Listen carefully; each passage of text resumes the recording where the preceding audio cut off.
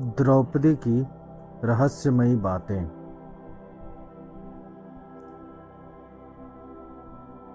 द्रौपदी महाभारत का वह किरदार, वह पात्र है जिसके बिना महाभारत की कल्पना भी नहीं हो सकती है। महाभारत का युद्ध भले ही पांडवों ने जीता था, लेकिन युद्ध को जीतने की प्रेरणा द्रौपदी थी। द्रौपदी वह ज्वाला थी जिसने अपनी मर्यादा और सम्मान की प्राप्ति के लिए कौरवों के खून से कुरुक्षेत्र के मैदान की प्यास बुझाई।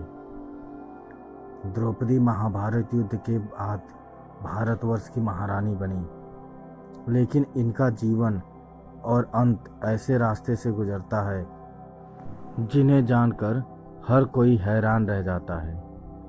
अपने जीवन में द्रौपदी ने न ही किसी से कभी हार मानी और न ही वह कभी किसी से डरी।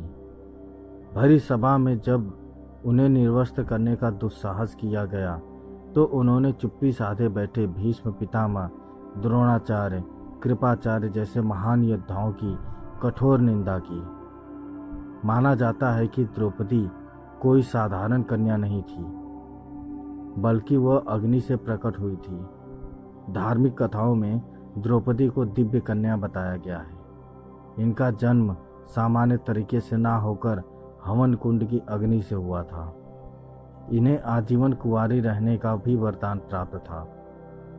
इस वरदान के कारण ही द्रौपदी अपने सभी पतियों के साथ समान व्यवहार कर पाती थी।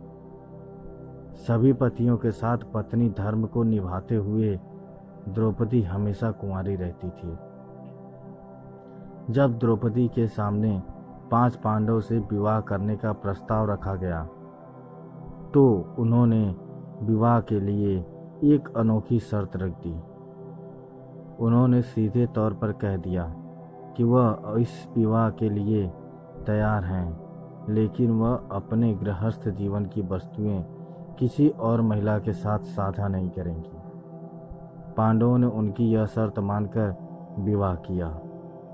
विवाह के बाद सभी पांडवों में यह आपसी सहमति बनी कि एक समय में द्रौपदी के साथ एक ही पांडव वक्त गुजार सकता है। जब कोई पांडव अपनी पत्नी के साथ होता था तो संकेत के तौर पर कक्ष के बाहर अपनी चरण पादुका रख देता था। लेकिन एक दिन जब युधिष्ठिर द्रौपदी के साथ कक्ष में थे, तब एक कुत्ता युधिष्ठिर का जूता उठाकर ले गया। इतने में अर्जुन किसी कारण उस कक्ष में आ गए। सजा के तौर पर अर्जुन को वन जाना पड़ा। द्रौपदी ने कुत्ते को श्राप दे दिया कि तुम खुले में संबंध बनाओगे और दुनिया तुम्हें देखेगी। द्रौपदी के 5 पति थे, लेकिन सभी में भीम से द्रौपदी का विशेष लगाव था। इसकी एक खास वजह भी थी। भीम ही एकमात्र ऐसा था जो द्रौपदी के साथ होने वाले अन्याय के खिलाफ सबसे पहले आवाज उठाते थे। चीरहरण के समय भी सभी पांडव मौन सिर झुकाए रहे, लेकिन भीम ने विरोध किया।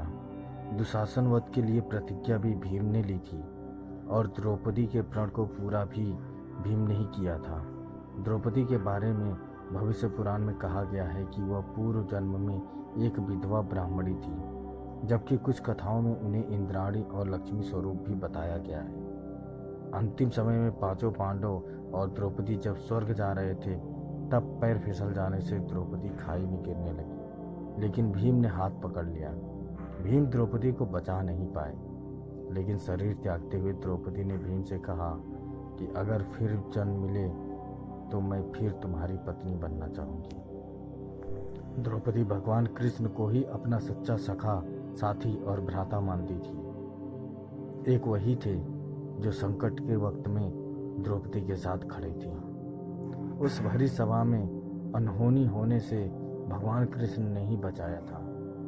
जब दुर्योधन का भाई द्रौपदी को निर्वस्त्र करने का प्रयास कर रहा था, तो भगवान कृष्ण ही थे जिन्होंने उसकी रक्षा की थी। तो दोस्तों, ये थी द्रौपदी से जुड़ी कुछ खास और रहस्यमयी बातें। आपको द्रौपदी के जीवन से जुड़ी यह बातें कैसी लगी, हमें कमेंट करके ज़रूर बताएं। अगर अच्छी लगी तो शेयर करें, सब्सक्राइब करें और लाइक करें। धन्यवाद।